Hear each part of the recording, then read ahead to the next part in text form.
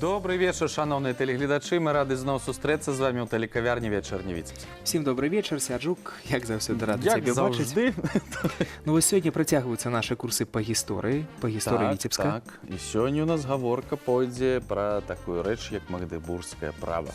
Уже неяк, здається, ми краналі гэту тему, але сьогодні більш падрабязна, більш глибоко будемо з гэтым разбиратися. Калі яно было нададзена, потым адабралі. Якія прывілеі, калі адабралі, за што адабралі, калі вярнулі. Ну і ўсё з гэтым звязанае. Будем пачынаць? Будем пачынаць.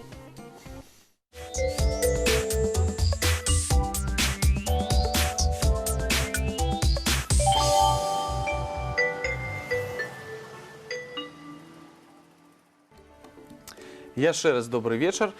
І мы працягваем нашы гістарычныя сустрэчы. У нас у студыі Дзяніс Юрчак, кандыдат гістарычных навук, дацэнт наш, можна ўжо сказаць, галоўны эксперт па гісторыі Віцебска, так?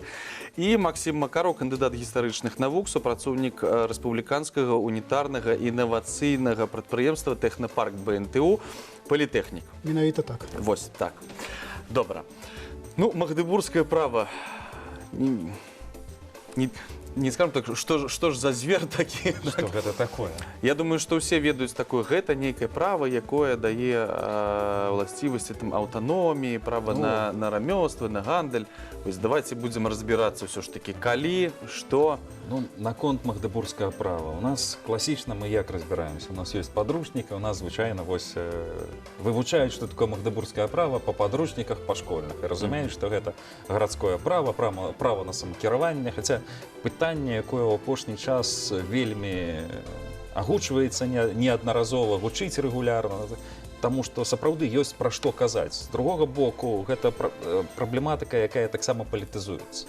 Таму што хтосьці кажа, што гэта ўсё прыдумана, гэта ўсё, па-першае, запазычана з захаду, таму не ёсць добра. Хтосьці, наадварот, кажа, вось у нас тут доўга дэмакратыя была, але калі пачынаеш глядзець гэтую падрабязную дэмакратыю, як ўсё адбывалася, і неяк яна і дэмакратыяй не падаецца. Таму тут можна спрачацца, і пытанне сапраўды вельмі цікавае. Ну, наконт Магдебурзскага права, а сама назва ўжо часам яго называюць нямецкім. Магдебурзскае права ад горада Магдебург, які першым падаў адмысловы ўзор, хаця там... Там іх дастаткова многа, гэтых узораў увогуле. Ёсць Магдебургская, Любекская, там можна некалькі сотень, напэўна, гэтых варыянтаў увогуле гэтага гарадскога права на нямецкіх землях назбіраць. Дакладна не скажу колькі, але кажу, што гэта толькі той варыянт, які пайшоў на нашы землі, ну, з пэўных прычын. І той бренд, які зараз таксама папулярны за кошт таго, што вось у нас было, таму гэтае права называюць Магдебургскім, першым. Ну, як яно з'явілася на землях ВКЛ, у прынцыпе, звычайна гавораць пра Вільню, якая першая прывае Магдебургскае права ў 1387 годзе. Пры гэтым трэба ўлічваць, што такія гарады на тэрыторыі Украіны, якія ўвайшлі ў склад Вялікага княства Літоўскае, знаходзіліся ў складзе ВКЛ, як Львоў, як Камянец-Падольскі, як Владзімір-Валынскі, яны мелі і дагэтуль Магдебургскае права, таму што там былі цесныя стасункі якраз з тымі ж немцамі. Таму традыцыі, якія існавалі раней. Ну, з першых беларускіх гарадоў гэта Бярэсце, сучасны Брэст, потым Гародня. Віцебск у гэтым плане даволі крыху прыпазніліся. Але пра гэта мы крыху пазней пагаворам. Ну, наконт Магдебургскага права, што гэта ўвогуле такое? Хацелася б яшчэ акцэнт зрабіць. У нас звычайна кажуць, вось права на самакіраванне, гарадское самакіраванне. Пры гэтым не трэба забываць, што гэта ўсё ж такі феадальнае права. Гэта права характэрнае для сярэднявечча. Права, якая выйшла з феадальнага права, таму... Давайте просто казаць ввогуле пра універсальна, пра гарадское права. Навошта гораду гарадское права ў сярэднявеччы? Просто, ну, вот хацелася так паставіць пытанне. Тому що на що на що яно? Уже Бог з ним якое, але от певний сенс у тим, що город повинен, городська община повинна у середньовіччі мець гэтае право. Чому? Тому що ми, по сутності, ми маємо справу з феодальним громадством, і у гэтым громадстве усе, так скажем, сувязі, яны горизонтальныя вядуць до галоўнага самого лідера, там, гэта, до монарха, до короля. Абавязкова трэба вызначыць свае адносіны ў адносінах да вярхоўнай улады. Той, хто гэтых адносінаў не вызначыў, той як бы пазбаўлены правового статуса, того у такім грамадстве на заўтра парэзаць могуць. Ну і таму абавязкова трэба забяспечыць свой нейкі статус. У гэтым сэнс у феадальным грамадстве, так скажем, гарадского гэтага права. Ну, так, на мой погляд. Калі казаць пра магдыбургскае права, увогуле пра яго экспансію на ўсходнія землі, па сутнасці, яно у нас неяк так заўсёды успрымаецца ў адрыве ад рэальнасці, як нейкае такое само ў сабе вось магдыбургскае права, а па сутнасці гэта проста працэсы, якія ўключаны у вялікую з'яву нямецкай каланізацыі на ўсход. Гэта калі ў самым канцы 12-го, пачатку 13-го стагоддзя Германія у нас там, за Одрым, туды далёка, яна перанаселена аграрна, а побач тыя самыя краіны, там, напрыклад, Польша, тая самая Пястоўская, а яна неданаселена. І, напрыклад, першыя князі селецкія, яны просто разумеючы, што яны не могуць стварыць ніякай канкурэнцыі гэтым самым сваім суседзям германскім, яны пачынаюць запрашаць гэтых германскіх перасяленцаў, каб павысіць эканамічны патэнцыял сваёй краіны.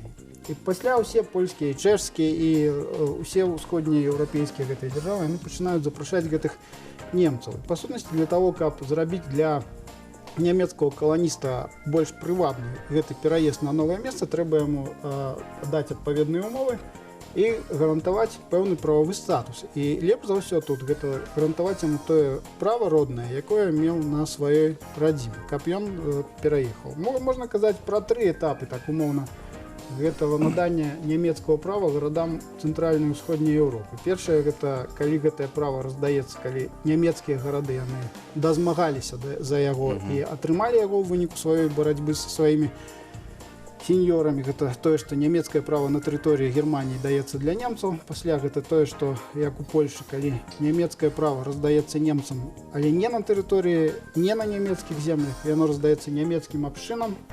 А трэці этап, і па сутнасці, калі браць Вялікае княства Літоўскае, все гэтыя наданні магдыбургскага права на захадзе Вялікага княства Літоўскага, згадваліся зараз тыя самыя Владзімір Валынскі, там Берасце, там іншыя гарады, Вільня, там же першыя наданні, якія датуюцца часам Егайла і Вітаўта, яны звязаны з нямецкімі каланістамі. Па сутнасці, права даецца не ўсяму гораду.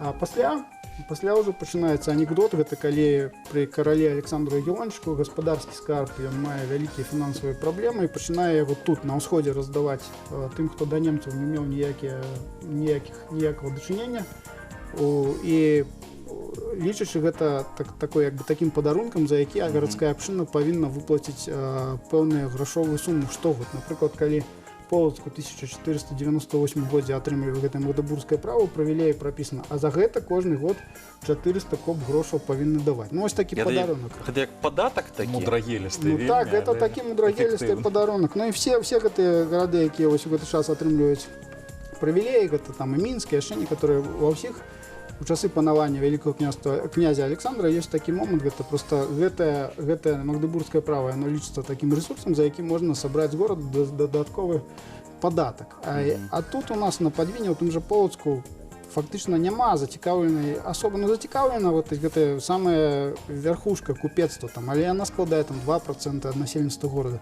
То бок для простых людзей, ну, фактычна атрымалася, што пасля, калі гэтае права, калі уваходзіць у дзеянне статуты 2 і 3 літоўскія, калі ўвогуле атрымалася пасля другого статута 1566 года, што гарады падзелены на 2 катэгорыі. Гэта гарады ўпрывілеяваныя, якія права магдыбургскае маюць.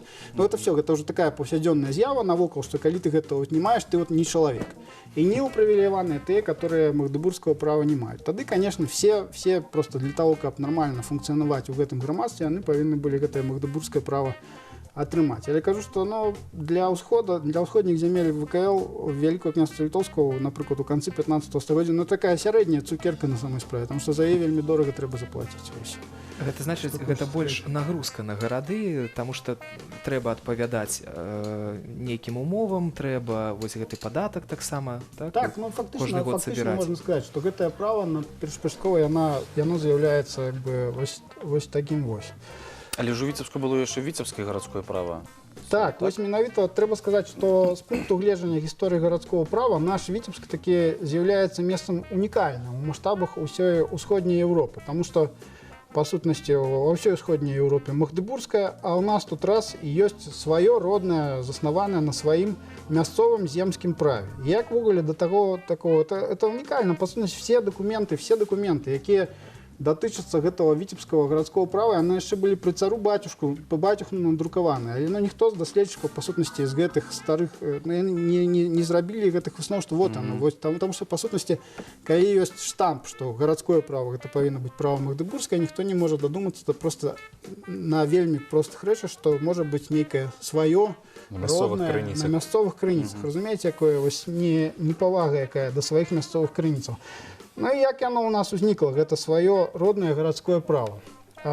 Канешне, карані ўзнікнення, яны ляжаць у тым, што ў складзе Вялікага княства Літоўскага Віцебская зямля, як і полацкая, між іншым, ну толькі полацку было так прымусова нададзена магдыбургскае права, яна захоўвала вельмі доўгі час аўтаномію. Фактычна як?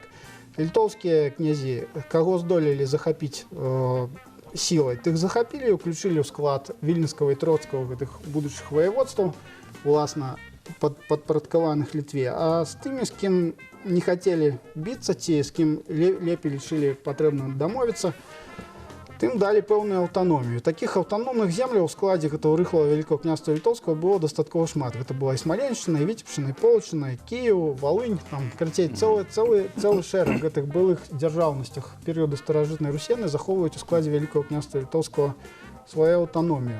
І ў тым ліку наша родная віцебская зямля. І галоўным дакументам, які гарантаваў гэтую аўтаномію, быў віцебскі земскі прывілей.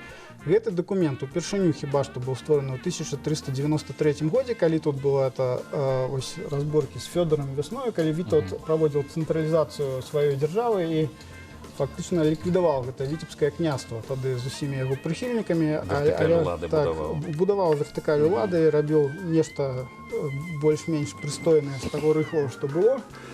Але вялікія князі літоўскія яны гарантавалі гэтаму грамадству былой дзяржавы віцебскага княства, яны гарантавалі шырокую аўтаномію, у тым ліку зацвердзілі ў складзе вот этого віцебскага земскага прывілея асноўныя нормы былога земскага віцебскага права.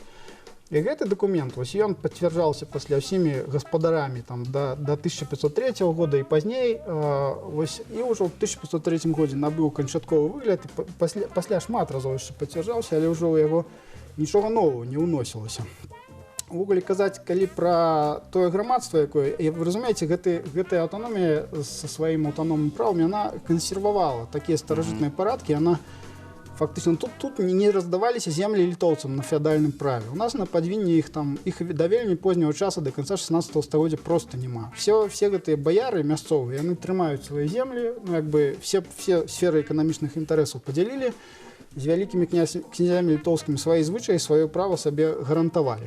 Ну і пытанне то, што там на захадзе праходзяць змены, ствараюцца нейкія саслоўі, там афармляецца саслоўе мяшчанскае, якое мае свае правы, афармляецца саслоўе шляхецкае. А ў нас у гэтым закансерваваным выглядзе аўтаноміі нашай, у нас тут да вельмі позняго часу захоўваецца грамадства, якое мае шмат такіх рысаў, можна сказаць, старажытна-рускіх. У тым ліку у нас няма гэтых саслов'яў. Ну, ёсць протасасловы, ёсць протамяшчане, якія так ужо называюцца, але фактычна ад баяр вельмі востра не аддзяляюцца. Ёсць баяры, якія нібы нагадваюць шляхту, але ўсё роўна гэта яшчэ не тая шляхта. І вось карыстаюцца все.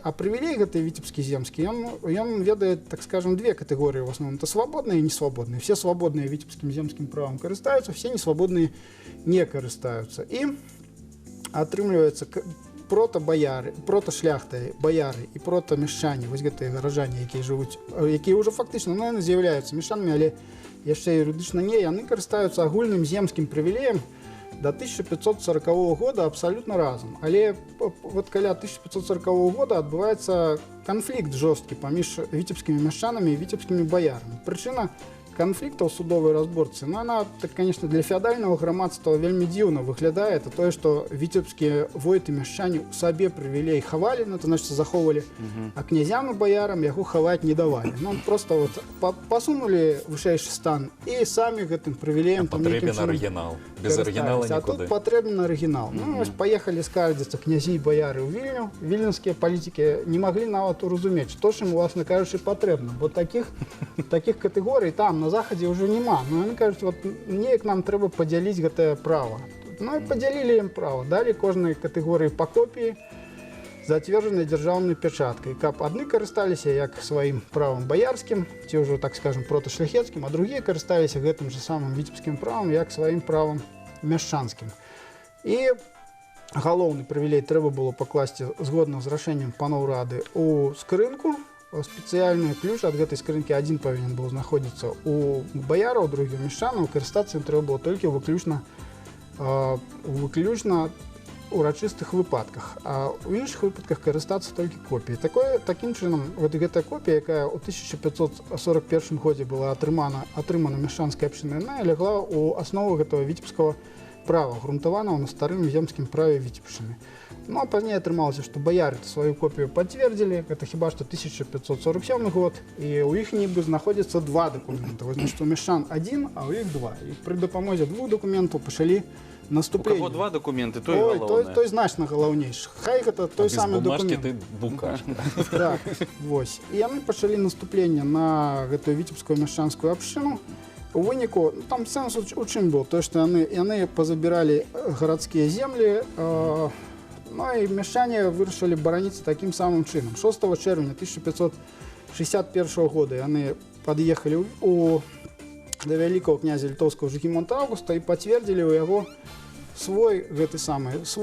сваю копію прывілея. Атрымалі 6 чэрвеня 1561 года першы гарадскі прывілей на гэта віцебскае права. Што тут у гэтым гарадскім праве цікавага было? Ну, это фактычна это пацверджанне гэтага старого віцебскага земскага права, старого віцебскага земскага прывілея для мяшчанскай абшчыны. Але ў прывілеі было адкрытым тэкстам напісана, што яны мяшчане атрымліваюць такія самыя правы, як і князі і баяры тамашнія за лістом на них ад асобы нашай, ну это ад караля, даным ужываюць. Значит, яны былі зраўнаны ў рамках гэтага гарадского права. Віцебскія мяшчане былі ўраўнаны ў правах з князямі і баярамі віцебскай зямлі. Мяшчане атрымалі такі самы правовы статус, які мела шляхта віцебскай зямлі. Яны дасягнулі, ну, як бы, якое там магдебургскае право? Можна вылучыць магдебургскае право на фоне можна вылучыць мяшчан у нейкую асобную абшчыну і даць ім аўтаномію. А тут яны па-старому прымаюць удзел не ў самакіраванні, а ў кіраванні, таму што яны засядаюць на судах ваяводы, іх прадстаўнікі, яны ўдзельнічаюць у кіраванні зямлёй, на сэнсе па-старому, маючы такое вось права, і маюць такое права, як князі і баяры. Гэта неверагодны выпадак. А для другіх гэта было крыўдна, так? Таму што шляхце дадалі тыя ж самыя правы, так? Не сэнс у тым, што проста мяшчане падцягнуліся да ўзроўню шляхты. Ну, шляхта, як бы, сэнс у тым, што все роўна-то у нас дзяржава Шляхта ёсць шляхта. Шляхта ёсць шляхта, а мяшчане ёсць мяшчане, але мяшчане атрымалі тэарэтычна такія самыя правы, як шляхта, што з'яўляецца унікальным. Увогуле, чым галоўная асаблівасць гэтага права на самой справе? Тым, што галоўным пунктам гэтага прывілея было тое, што віцебскія мяшчане былі абавязаны несці, як тая шляхта, яны ж былі ўраўнаны на правах, яны былі абавязаны несці конную вайсковую службу, і яны не плацілі ніякіх падаткаў. Фактычна, у нас вайна пачалася лівонская ў гэты час, 1557 там, ці які год. Прывілею 1561 атрыманы. Улады палічылі, напэўна, палічылі мэтазгодным, калі ўсё роўна на тым паграніччы немагчыма сабраць нармальна падаткаў, проста пасадзіць усіх на вайсковую службу. І так да гэтага неслі.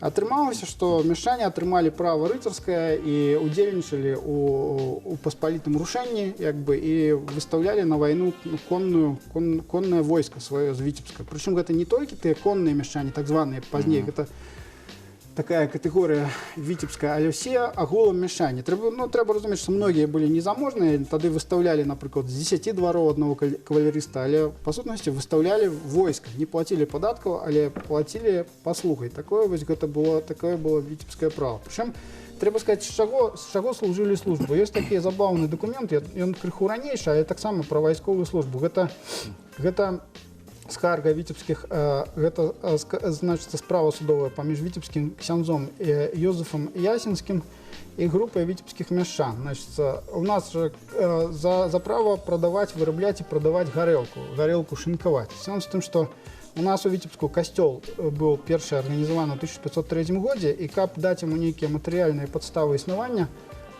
яму быў дадзены прывілей на выключнае право продажу гарэлкі на тэрыторыі горада Віцебска і 1 мілі вакол Віцебска. Гэта выдатная рэч. Зараз, калі б каму даць такі прывілей... Прабачце, гэта адзначала абсалютную ўладу ў той час, не? Ну так, і сам з тым, што метрыка... Ва ўсе часы. Увогуле, метрыка літоўская 16 стагоддзя і пачатку 17-го дакументы, справы яны забіты справамі паміж рознымі віцебскімі абывацелямі і віцебскім касцёлам. І все, па сутнасці, яны зводзяцца да вось гэтай жорсткай, да права касцёла на манаполію алкагольную. Всем, каму раніцай мучыла смага, все судзіліся з віцебскім касцёлам. Ну, але вернемся да гэтай справы 1551 года. Тут група мяшчан, яна абасноўвае сваё права прадаваць гарэлку так, таму што мы к месту, к гораду ніякага іншага пажытку, гэта значыць ніякіх прыбыткаў не мае, толькі адно, вот гэты шын гарэлчаны, з таго мы службу военную, конную, збронную служым і гару замкавую сыпем і старожу стережом. Гэта значыць, яны выконваюць вайсковую службу не з нейкіх зямельных наданняў, што характэрна для феадальнага грамадства. Яны выконваюць вайсковую службу са сваіх гарадскіх заняткаў, у дадзеным выпадку з вырабу алкагольнай і продажу алкагольнай прадукцыі. І вось такое вось рыцарства, власна кажучы, атрымала роўныя са шляхтай прывілей 6 чэрвеня 1561 года. Вось такая вось унікальная з'ява. Ну, гэта якраз да той праблемы часта ўзнікае пытанне, чаму Віцебск так позна атрымаў магдыбургскае права.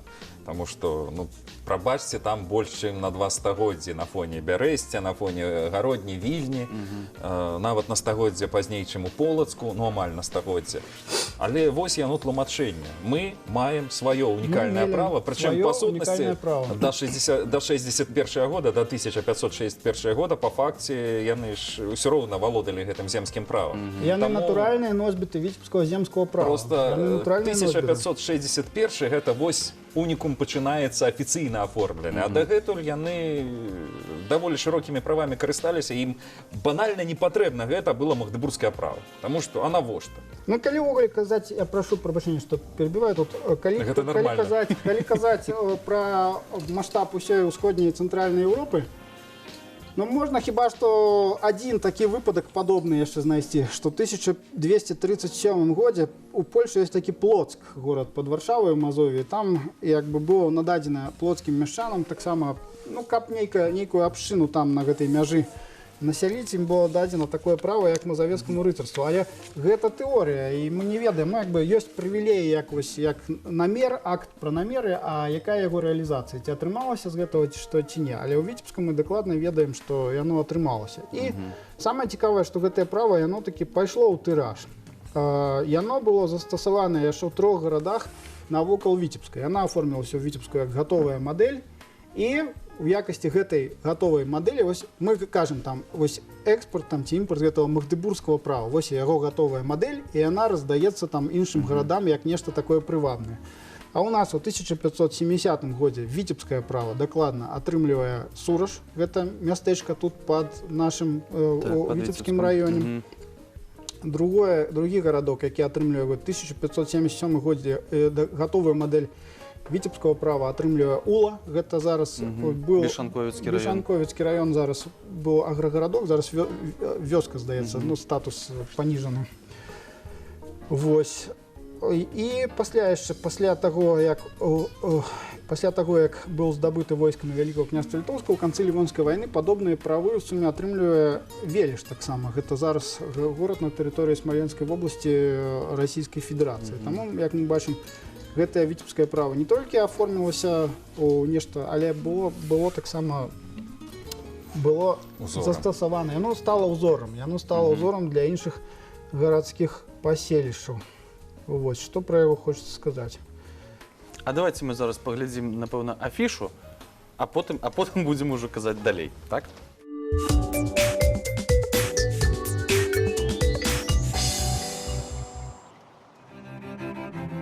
Музей истории частного коллекционирования приглашает на интерактивную выставку Музея интересной науки «Галилей». Экспозиция поможет доказать, что наука может быть интересной и увлекательной. Все экспонаты можно и нужно трогать. На выставке экспериментальным путем можно будет узнать, какие предметы могут катиться вверх, а также увидеть магнитное поле и оптические иллюзии, запустить различные маятники, пострелять из большой воздушной пушки и многое другое. Выставка открыта с 10:00. Белорусский театр «Лялька» представляет спектакль для взрослых «Искушение» по повести Антона Павловича Чехова «Черный монах». Андрей Коврин, молодой талантливый ученый, увлекается интересной историей о монахе, бесконечно блуждающем во времени и пространстве, и неожиданно встречается с героем этого предания. Коврин еще не знает, по какой дороге направит его жизнь после встречи с новым знакомым. Начало спектакля в 18:00. Национальный академический драматический театр имени Якуба Колоса представляет премьеру лирической комедии «Дурочка» по одноименной пьесе Лопе де Вега. Финея, дочь мадридского гранда Октавио, очень скромна в уме и чувствах, поэтому все называют ее дурочкой. Зато она имеет большое приданное, в отличие от сестры Нисы, обделенной деньгами, но очень образованной. Для Финеи отец находит жениха Алисео, но состоятельный юноша вовсе не хочет жить с дурочкой и обращает внимание на разумную Нису. Начало спектакля в 19:00.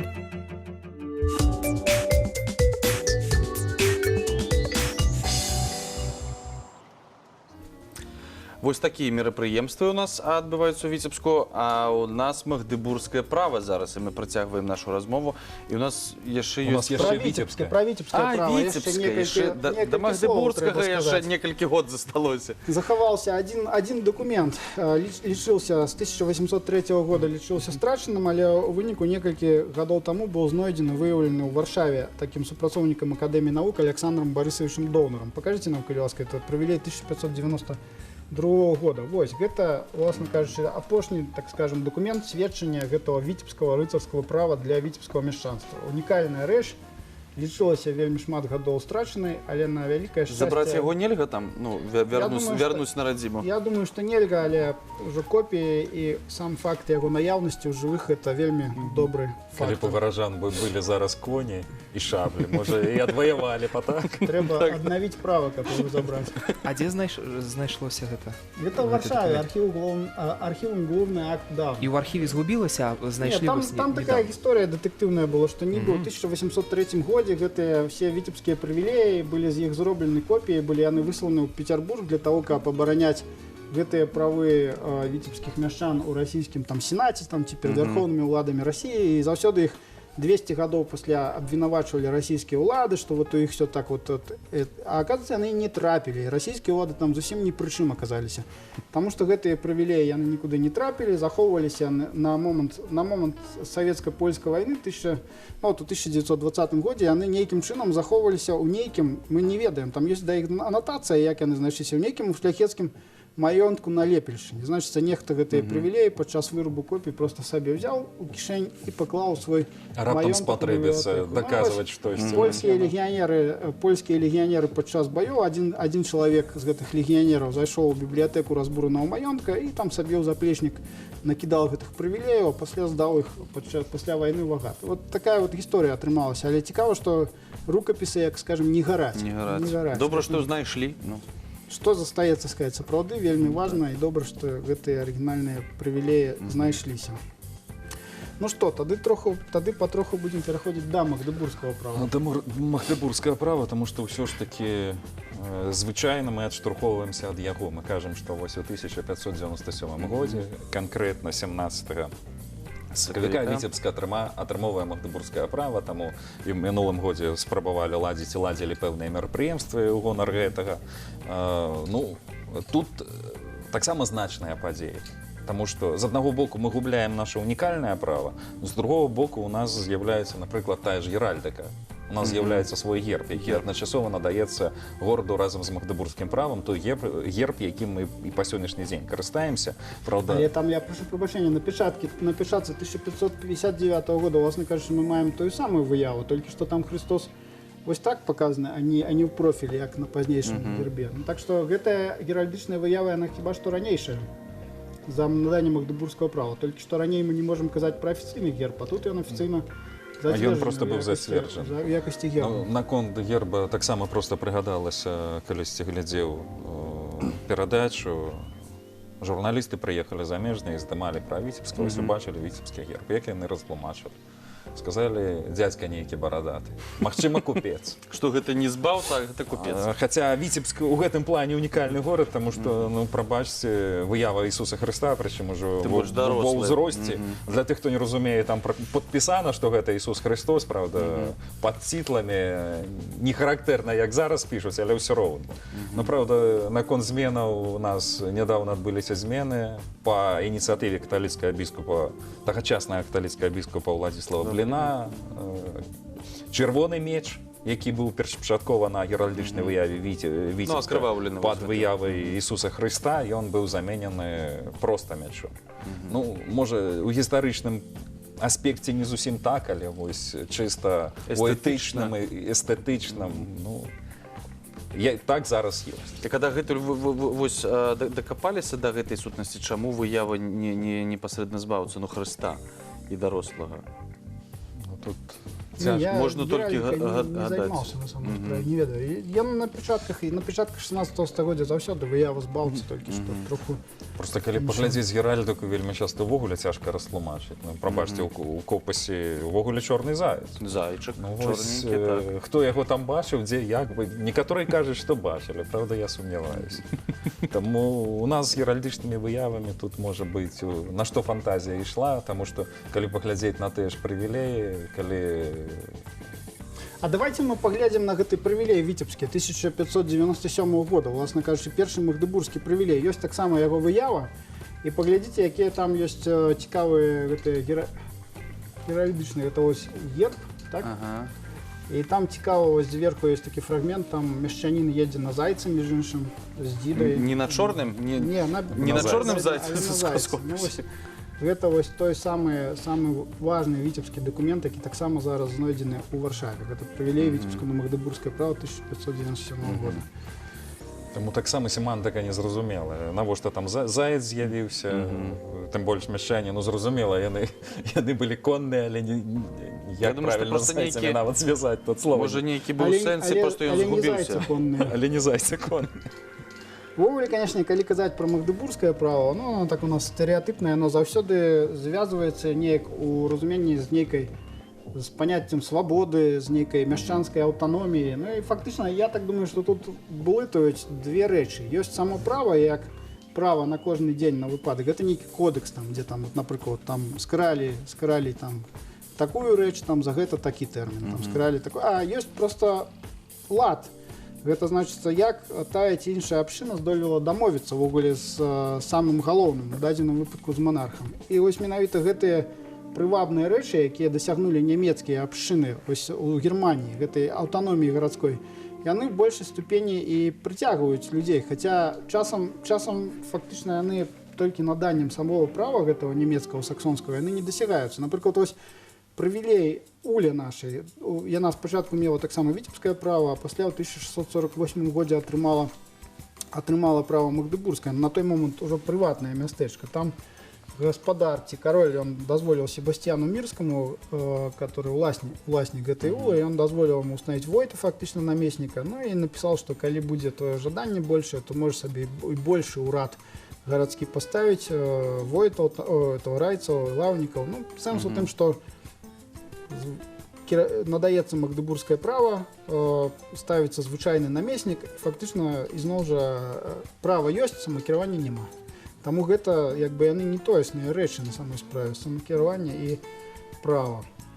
Таксама вельмі важнае такое пытанне ў гістарыяграфіі. Вось яно, ну, права магдыбургскае надаецца, а якім фактычна карысталіся правам на судовых паседжаннях. Мы, напрыклад, разбіралі матэрыялы полацкага магістрата і вось працавалі шчыльна з кнігай 1727 года, выдавалі яе. Мы проста палічылі, якія крыніцы права выкарыстоўваліся на гэтых судовых паседжаннях. І атрымалася, што гэта палова на палову прыблізна. Мяшчане карыстаюцца як магдыбургскім правам, у дадзеным выпадку гэта ў выкладах польскіх юрыстаў Шчэрбіча і Граіцкага, гэта такія як там пожондык права магдыбургского, там артыкулы права магдыбургского ці Шчэрбіча Саксон, ну, это значит со спекулем Саксона.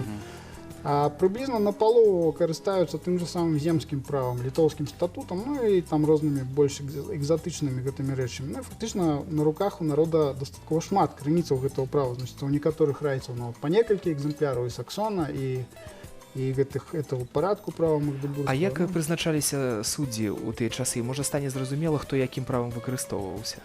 Ну, в сэнсе, суддзі гарадскія. Гарадскія, Гэта, власне конечно. кажучы, сам магістрат. Тут можа якраз трэба пра магістрат сказаць усё ж такі структура, таму што мы звыкліся, асабліва звыкліся з падручнікаў уяўляць, што вось ёсць дакладная схема, ёсць магістрат, які размяшчаецца ў ратушы, у яго складзе ёсць рада, куды ўваходзяць радцы, і ёсць лава, гэта суд па крымінальных справах па сутнасці. Усе грамадзянскія справы вырашае рада, адпаведна. У нас на землях Падвіння, між іншым, гэтага падзелу няма на раду і лаву. Ну, Весь гэты магістрат, это звычайна для цэнтральнай Еўропы падзел на тое, што воіт засядае з лаўнікамі, там гэта яго калегі, райцы, там і бурмістры, як галоўныя райцы, заседаюць асобна, іх падзелена гэтая кампетэнцыя. Але фактычна тут у нас няма падзелу на бурмістроўска-радзецкі і войтаўска-лаўнічы суд. Гэтыя лаўнікі заседаюць разам з радай. Ну, тут цікавы момант які, як бы заўсёды як яны прызначаюцца, сам механізм прызначэння. Гэта ж які ўплыў абшчына аказвае. Па матэрыялах Полацка можна сказаць. Фактычна, канешне, Полацк на фоне гарадоў, напрыклад, той жа Прусіі ці Польшы, ён выглядае проста вянцом дэмакратыі там для пачатку 18 стагоддзя. Справа ў тым, што, напрыклад, той жа Польшы ці Прусіі гэтыя ўраднікі магістраты, яны ўвогуле прызначаліся метадам кааптацыі. Гэта значыць, сам магістрат выбірае новую змену магістрата, ну і рэшта насельніцтва яна маўкліва за гэтым назірае. Тут жа ніякай дэмакратыі ў гэтым няма. Проста адзін гарсавет выбірае другі гарсавет і так па коле. А тут цікавая рэч тым, што ў Полацку такі сапраўды, мы маем матэрыял 17-го, пачатку 18 стагоддзя, бурмістры і райцы, яны выбіраюцца ўсёй масай мяшчан. І прычым, гэта сапраўды, гэта ўдзел усіх свабодных мяшчанаў у гэтых выбарах. Но толькі адно, што бурмістраў пасля зацвярджае ваявода, гэта ваявода-войт. Гэта значыцца, што сам суверэнітэт абшчыны, ён абмежаваны, аднак. Але тут таксама не трэба пераацэньваць ступень дэмакратычнасці, таму што, напрыклад, калі бурмістраў і райцаў, гэта вышэйшыя ступені, іх абірае народ, скажем так, то вот эту ніжэйшую ступень, лаўнікі, іх якраз мяшчане не абіралі, яны прызначаліся магістратам. Для того, каб трапіць на другую ці трэцюю ступень прыступку гэтай лесвіцы, трэба было абавязкова спачатку стаць на першую. Таму атрымліваецца, што як бы мы там не казалі, але ўсё роўна у склад магістрата трапляюць адны і тыя ж прозвішчы, нейкія ўнукі, дзеці, зяці. Карце гэта закрытая, абсалютна гарадская эліта, эканамічная, якая стала і абсалютна закрытая Калі раптам толькі структура. выпадкова хто туды мог. Ну, можна сказаць, што зломы яны адбываюцца на нейкіх палітычных катаклізмах. Напрыклад, вось Рада Полацкая, яна кардынальна змяняецца ў чэрвені 1654 года, калі расійскія войскі маскоўскія займаюць Полацк. Там фактычна ўсе прыхільнікі Рэчы Паспалітай пабеглі на захад, і бурмістрамі і райцамі вельмі хутка сталі прадстаўнікі. Ну, там таксама людзі вядомыя былі сваімі палітычнымі поглядамі. Напрыклад, быў такі лаўнік Філіп Семёнович Касабуцкі, ён адразу стаў бурмістрам. А ён ужо з 1633 года не быў бурмістрам. А вядомы ён ввогуле быў тым, што вядомы быў нейкай акцыі па апаганьванні абразоў святого Асафата Кунцевіча. Ну, значыць, гэта яшчэ той быў фрукт абсалютна дакладна палітычнай арыентацыі. Другі быў, напрыклад, такі Фёдор Садкоўскі, які быў простым мешчанінам да 1654 года. Ён не раз выказваўся, гэта ёсць у актавым матэрыяле, што ў ней ёсць д'явальская, там гэтая вера. Ну, карацей кажучы, а калі прыходзяць назад войскі Рэчы Паспалітай, ізноў адбываюцца такія змены. А так, на роўных нейкіх адрэзках гэта дастаткова стабільная такая структура, у якую заўсёды ўваходзяць патрэбныя людзі. А той, хто не патрэбны, ён туды не ўваходзіць. Адзіная хіба што пасада — гэта пісар. Там пісару патрэбна мець не толькі рэкамендацыі, а адпаведную кваліфікацыю, таму што калі ён не будзе мець адпаведную кваліфікацыю, ён проста заваліць всю працу. Таксама, напрыклад, уплывовыя бурмістры, гэта вот у 3 выпадках за канец 17-18 стагоддзя, яны папросту стараліся ў Полацку навучыць сваіх дзяцей у езуіцкім калегіуме, каб яны здабылі адпаведную класіфікацыю, надаваліся на гэтую пасаду гэтага пісара. Таму все ізноў все замыкаецца на пэўную колькасць гэтых самых сем'яў. Можна Но мне вось цікава, я можа крыху забегаю, конечно, наперад, але з уваходам у расійскую імперыю, калі скасавалі так магдебургскае права, увогуле як вось гараджане гэтай сустрэлі гэтую навіну, калі яго скасавалі?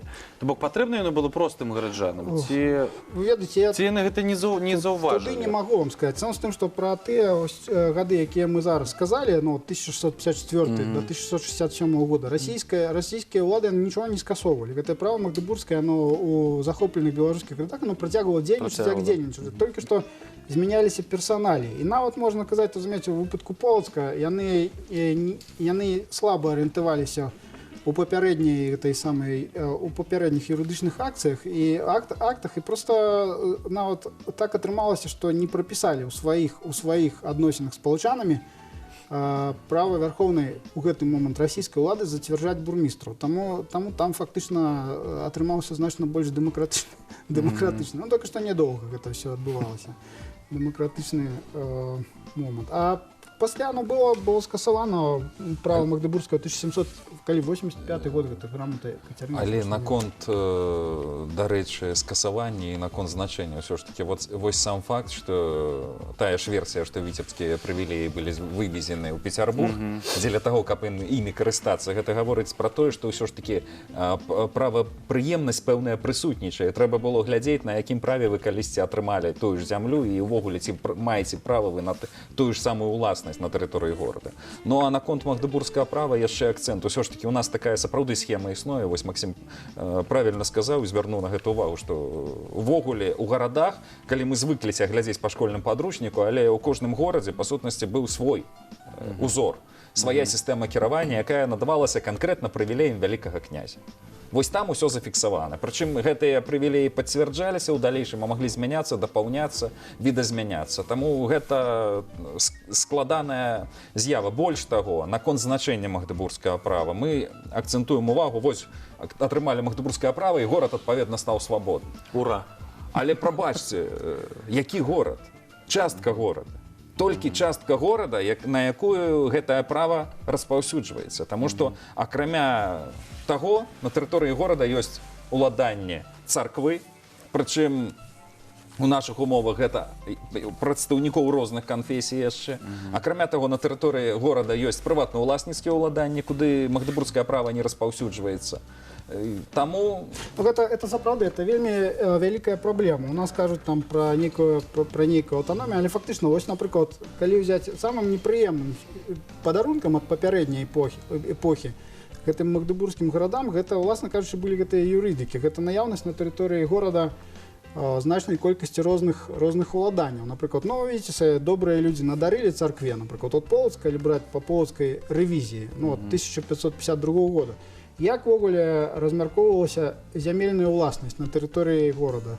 27% земляў усіх належала мяшчанам, 10, значит, каля 13 шляхте, а царкве больш за 59%. Вы можете кто контролюе нерухомасць, той кантралюе тут усё, хто нечым валодае. А до 1765 года гэтыя суадносіны яшчэ пагоршыліся. Тут у нас у Полацку мы маем у 1765 годзе 40% шляхецкіх маёмасцяў, 30 царкоўных, 8 яўрэйскіх і вось 20% належыць каралеўскім мяшчанам. Ну вось вам 27 і 20% была чацвёртая частка, стала пятая. Бачыце, гэта вот такая не так ужо і шмат.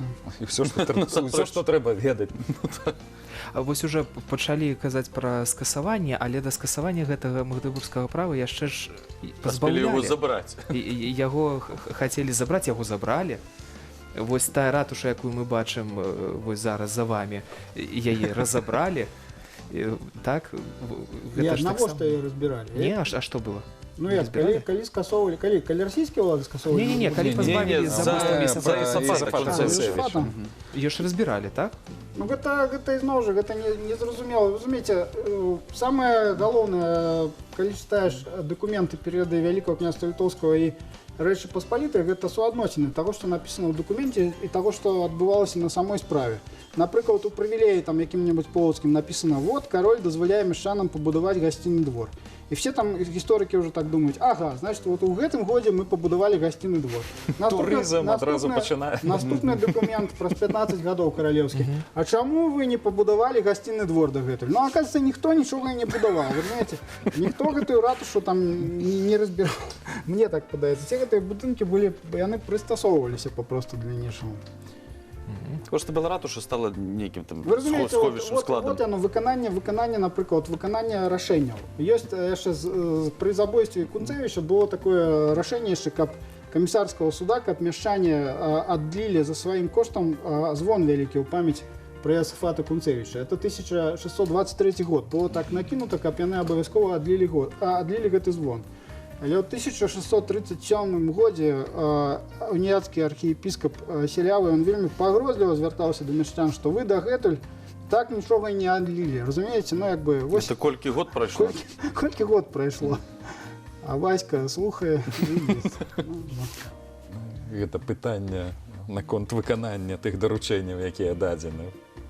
З аднаго боку яны ёсць, з аднаго боку ёсць канкрэтны накірунак, а па факце. А якія былі ўмовы вяртання магдыбургскага права? Ну, вось калі пазбавілі за Кунцевіча? Ну, наконт ўсё ж такі пазбаўлення. Віцебск тут унікальны не проста тым, што у нас ёсць сваё асобнае віцебскае гарадское права, але Віцебск яшчэ і пазбаўляецца магдыбургскага права. Хаця на тэрыторыі, дарэчы, калі глядзець тэрыторыю сучаснай Віцебскай вобласці, у нас даволі шмат гарадоў, якія атрымалі магдыбургскае права, прычым некаторыя з іх, як Полацк, як той жа Браслаў, яны атрымалі раней нават, чым Віцебск. Ну, хаця, ізноў ж такі памятаем пра тое, што казалі раней. Акрамя таго, і пасля яшчэ і Ула у нас прысутнічае, і Сураж у нас, і Ушачы, і яшчэ шэраг населеных пунктаў, якія, адпаведна, магдыбургскім правам валодалі. Але вось забойства Кунцевіча і мы былі пазбаўлены магдыбургскага права. Гэта своеасаблівае пакаранне за тыя дзеянні, прычым пакаралі цэлы горад. Наконт вяртання, ну, прычыны вяртання таксама вельмі простыя. Ўсё ж такі Віцебск горад парубежны, канфлікты з суседзямі. Там вайна, ну, пачалася вайна смаленская 1633 года. І першы быў увогуле момант гэта вяртання старого рыцарскага гэтага віцебскага права. Там віцебляне ўдзельнічалі у баявых дзеяннях на баку войска Рэчы Паспалітай, заслужыліся, і таму першы прывілей 1633 года на вяртанне правоў, гэта на вяртанне ўсіх правоў, якія віцебскія мяшчане мелі да магдыбургскага права. Фактычна на вось адраджэнне гэтага віцебскага права з 1633 па 1641 год.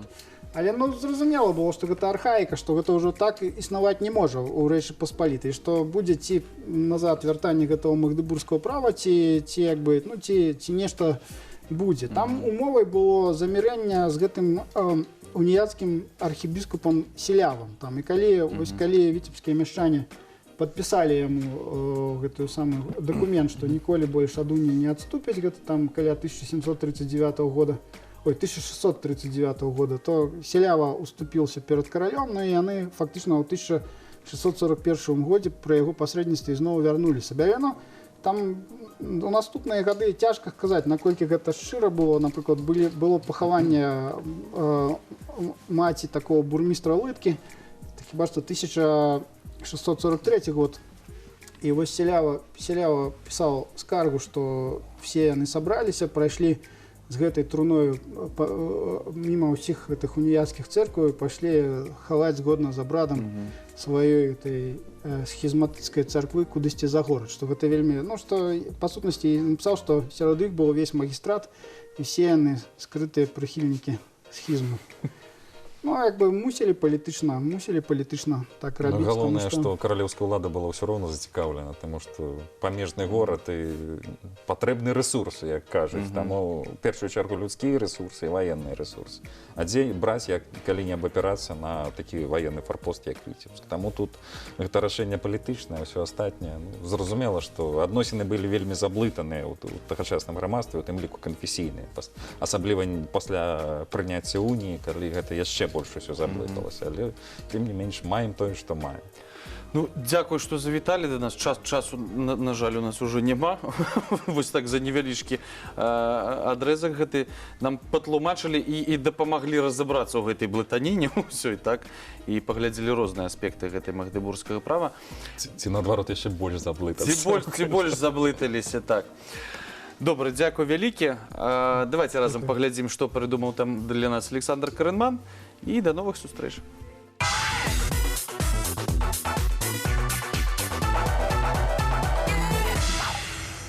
Всем привет! Это рубрика «Кастинг» на телеканале «Витебск», где мы знакомимся с новыми силами, которые, возможно, придут, возьмут все то, что у нас здесь происходит, и направят в правильное русло. Меня зовут Саша Каренман, и я знакомлю вас с новыми претендентами на роль телеведущих или радиоведущих.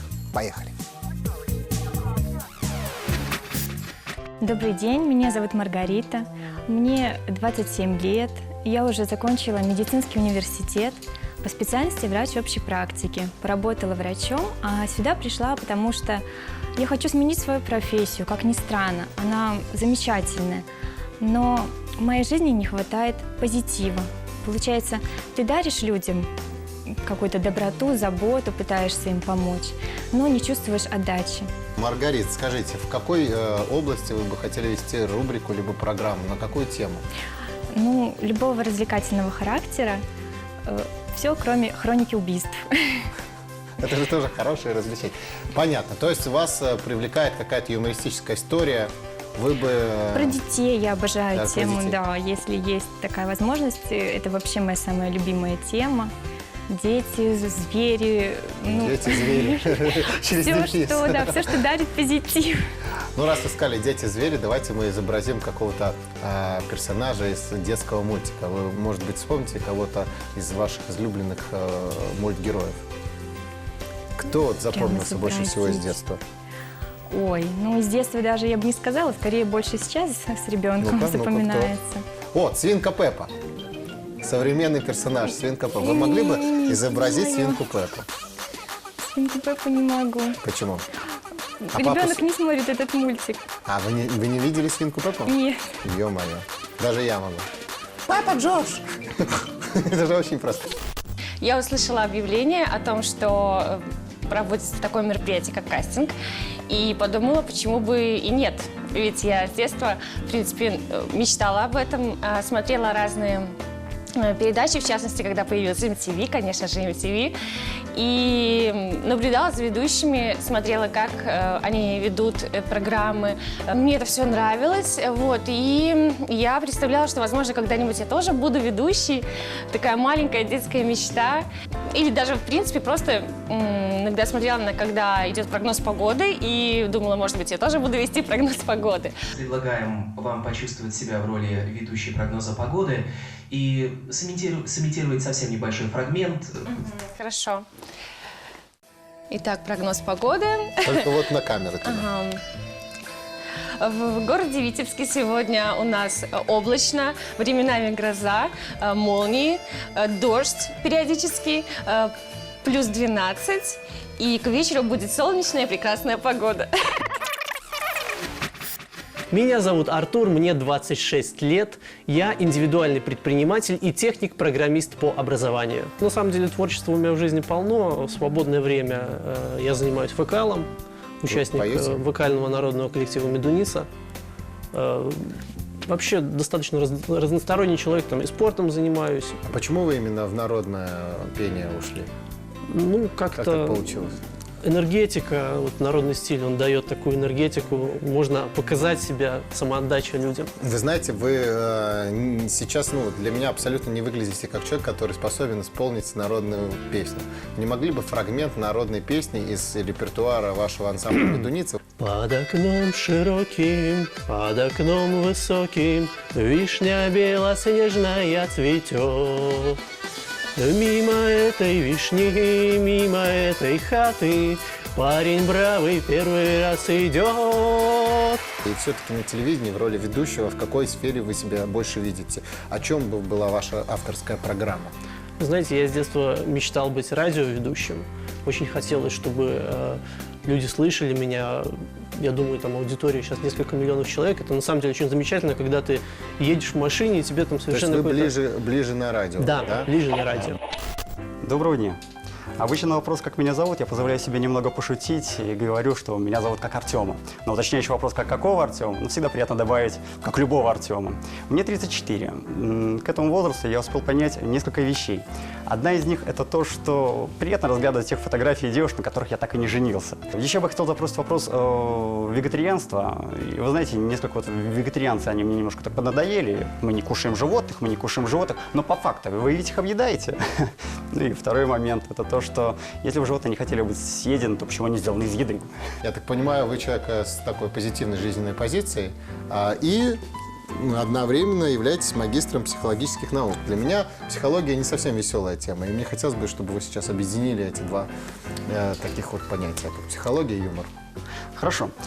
Так получилось, что какое-то время я был первым парнем на деревне. Ну, до тех пор, пока не приехал второй парень. Поэтому мне пришлось вернуться в город.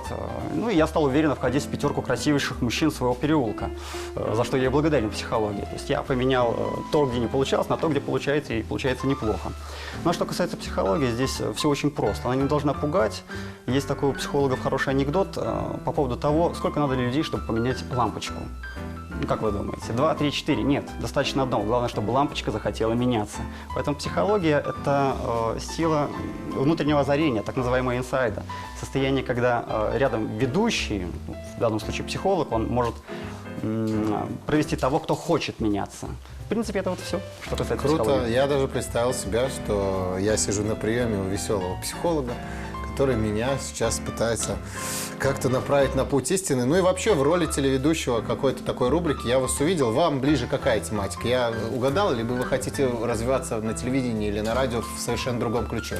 Попробовать себя можно в разных ролях, но действительно надо найти тот отклик, который есть в себе. Возможно, вы оказались правы, положив ту стезю развития, которая, возможно, мне будет ближе. Вы человек образованный, я смотрю, что у вас 2 высших образования, или тут они как-то совмещены, и вы экономист, менеджер, и психолог.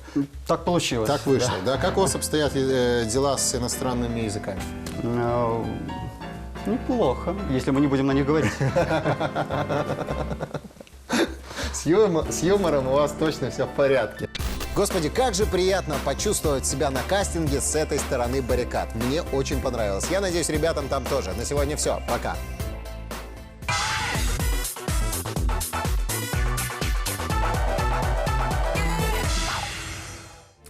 Ну вось і скончыліся яшчэ адны заняткі, калі можна так сказаць, па гісторыі Віцебска. Цяпер сапраўды невядома, ці высветлілі мы з магдыбургскім правом. Добра гэта было, ці заблыталіся больш. Ну, даведаліся дакладна шмат чаго новага і цікавага. Я раней быў заўсёды ўверены, што ратушу разбіралі, вось зараз пасля гэтых пертурбацый. Яшчэ адна загадка для гісторыкаў. Ну, я хочу падзякаваць усім тым, хто сочыць за курсамі па гісторыі і ўсім тым, хто распаўсюджвае іх у інтэрнэце. Ну, застаецца толькі сказаць шчасця, здароўя, кахання вам і да новых сустрэч. Напрыканцы наш музычны номер, мы развітваемся пакуль.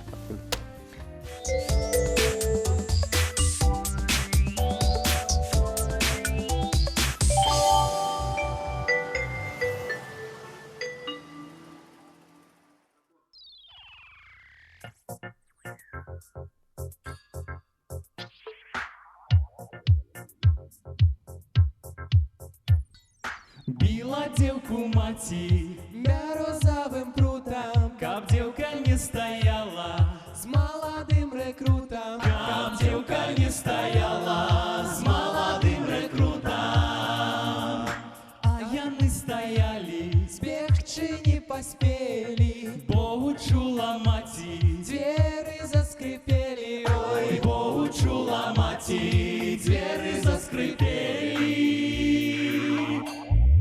Біла дзеўку маці бярозавым прутам, каб дзеўка не стаяла з маладым рэкрутам, каб дзеўка не стаяла з маладым рэкрутам. Біла дзеўку маці бярозавым прутам, бярозавым прутам. Біла ды казала, чым жа ён хорошы, ён не мае хаты, ён не мае грошай.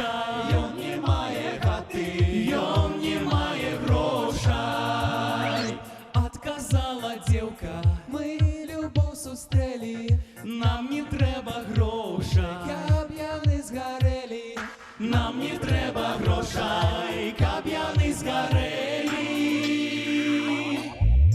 Біла дзелку маці бярозавым прутам, каб дзелка не стаяла з маладым рэкрутам, каб дзелка не стаяла з маладым рэкрутам. Біла дзелку маці бярозавым прутам, бярозавым прутам.